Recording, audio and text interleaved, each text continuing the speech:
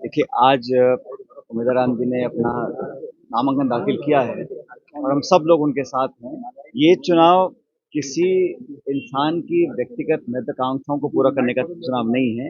ये चुनाव देश का चुनाव है। इस देश में नई सरकार का निर्माण कैसे होगा, कौन इस 140 करोड़ के देश को चलाने वाले लोग होंगे, इसका निर्णय जनता को करना है। और मैं मानता हूं कि राजस्थान में बदलाव की लहर देखने को मिल रही है। मैं कल बाड़मेर आ गया था, सब लोगों से मैंने बात की है। सभी नेता, नौजवान, बुजुर्ग, हर श्रेणी के, हर वर्ग के लोग समर्पित हैं कांग्रेस पार्टी को जिताने के लिए। और कांग्रेस ने सबसे सलाह करके, हो सकता है टिकट मांगने वाले बहुत लोग हों, लेकिन सबसे सलाह करने के बाद सबसे उपयुक्त व्यक्ति को कांग्रेस पार्टी ने अपना उम्मीदवार बनाया है। और मुझे लगता है कि एक साधारण पृष्ठभूमि के किसान परिवार से पार्टी ने टिकट दिया है। सब मिलकर चुनाव जिताएंगे, ना सिर्फ बाड़मेर में लेकिन राजस्थान के अंदर इस बार बहुत बेहतर कांग्रेस पार्टी का परफॉर्मेंस रहेगा। देश में जो सरकार 10 साल से चल रही है, उसकी रिपोर्ट कार्ड जनता देखने वाली है। आपने किसानों के साथ, नौजवानों के साथ, महिलाओं के साथ जो आपने वादे किए थे, वो सब धराशायी हो गए हैं।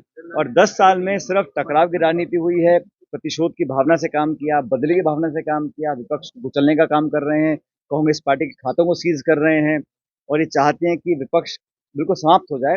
ये लोकतंत्र के लिए शुभ संकेत नहीं है। इसलिए ये चुनाव संवैधानिक संस्थाओं का संरक्षण करने का चुनाव है। ये चुनाव देश में बदलाव का चुनाव है। ये चुनाव अहंकार को खत्म करने का चुनाव है और यहाँ पर सब लोग मिलकर हाथ के निशान पर कांग्रेस पार्टी को जिताकर भेजेंगे। मोदी जी ने कल वादा किया है कि तीसरी बार जब उनकी सरकार बनेगी तो पूरे देश के अंदर बिजली फ्री को लेकर वो अरे लगातार भाई, वादा। कोई वादे पूरे भी तो हों। वो तो 14 में भी किया था, 19 में भी किया था।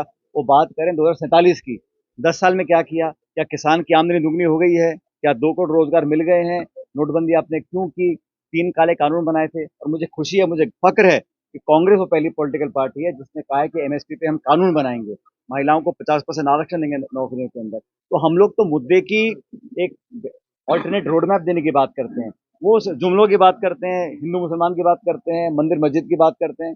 हम लोग किसान की, नौजवान की, श्रमिक की, महिला की बात करते हैं। और आज बाड़मेर से जो हवा फैल रही है, पूरे प्रदेश और देश में फैलेगी और ऐतिहासिक बहुमत के साथ यहाँ से हम जीत कर जाएंगे। सर, इंडियन एक्सप्रेस की आज की खबर है कि 25 ऐसे भ्रष्टाचारी नेता थे जिन्होंने बीजेपी ज्वाइन की, उनके खिलाफ 20 केस तो ठंडे बस्ते में डाल दिए, 3 केस है वो बंद कर दिए गए। तमाम भारत सरकार की एजेंसीज का धड़ल्ले से दुरुपयोग हो रहा है। इनकम टैक्स हो, ईडी हो, सीबीआई हो और पुलिस हो, कोई भी हो, जो केंद्र सरकार के खिलाफ आवाज बुलंद करेगा उसको कुचलने का काम किया जाएगा। और जैसी पाला बदलेगा, उस पर गंगा जल छिड़क के उसको बिल्कुल पाक साफ कर दिया जाएगा। ये जो जनता भी देख रही है इस बात को कि चुनाव बड़ा महत्वपूर्ण है। आने वाले भविष्य के लिए, हमारे प्रजातंत्र के लिए, हमारे गणतंत्र के लिए बहुत महत्वपूर्ण चुनाव है। और इसमें व्यक्ति नहीं, दल और विचारधारा को देख के वोट पड़ेंगे। बांसवाड़ा डूंगरपुर से कांग्रेस पार्टी ने प्रत्याशी उतारा, क्या बांसवाड़ा डूंगरपुर में कांग्रेस पार्टी जहां गठबंधन? जहां इंडिया अलायंस से हमारा समझौता है, जहां जहां हम भाजपा को चुनौती देने के लिए एक उम्मीदवार कर सकते हैं पूरे देश भर में, वो काम हम कर रहे हैं। वैसे इंडिया अलायंस की 24 पार्टीज हैं और हम लोगों ने समझौता करके तमाम प्रदेशों में ऐसा माहौल बनाया है कि बीजेपी को वॉकओवर ना मिले और मजबूती से लड़ रहे हैं। और मैं आपको आश्वस्त करना चाहता हूँ, ये चुनाव हम लड़ रहे हैं जीतने के लिए। 4 जून को जब परिणाम आएंगे तो इंडिया अलायंस के फेवर में आए। मदन दिलावर ने कल कहा अभी कि गोविंद सिंह। हरी जी बताएंगे, मदन जी बताएंगे। बाड़मेर में कांग्रेस के उम्मीदवार उमेदा राम जी चुनाव मुद्दों पर विचारधारा और बाड़मेर की बात से चुनाव लड़ेंगे और हमें पूर्ण विश्वास है कि बाड़मेर की जनता जागरूक जनता है। विचारधारा, मुद्दे, कार्यक्रम और क्या कार्य किए हैं और क्या भविष्य में कार्य करेंगे उसकी योजना के आधार के ऊपर करेंगे। भारतीय जनता पार्टी की ए और बी टीम मुद्दे से बाड़मेर को भटकाना चाहती है और हम लोग बाड़मेर की ये चुनाव लड़ेंगे।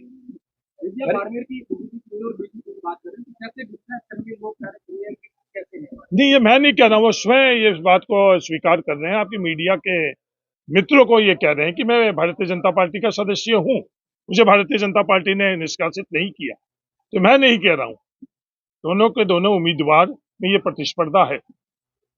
ये लड़ाई किसके बीच में है? निर्दलीय के बीच में या मंत्री जी के बीच में? नहीं, ये लड़ाई किसी के बीच में नहीं है। मतलब ये वोटिंग की नहीं, वोटिंग का अधिकार हर मतदाता के ऊपर है और हमें विश्वास है मतदाता एक ऐतिहासिक बहुमत से उमेदा राम जी जो बाड़मेर की उम्मीदों पर खड़े उतरेंगे, बाड़मेर के मुद्दों पर, बाड़मेर के कार्यक्रमों के ऊपर, बाड़मेर के विकास के लिए खड़े उतरेंगे। बाड़मेर की जागरूक जनता है और बाड़मेर के जागरूक मतदाता उमेदा राम बेनीवाल को दिल्ली भेजेंगे। मदन दिलावर ने कल बयान दिया है कि जो भ्रष्टाचार में अशोक गहलोत और गोविंद सिंह डोटासरा भी जेल जाएंगे पेपर लीक प्रकरण में। ये देश को तय करना है कि ये देश संविधान से चले, इस देश के अंदर संवैधानिक संस्था रहनी चाहिए, नहीं रहनी चाहिए, ये देश के मतदाताओं को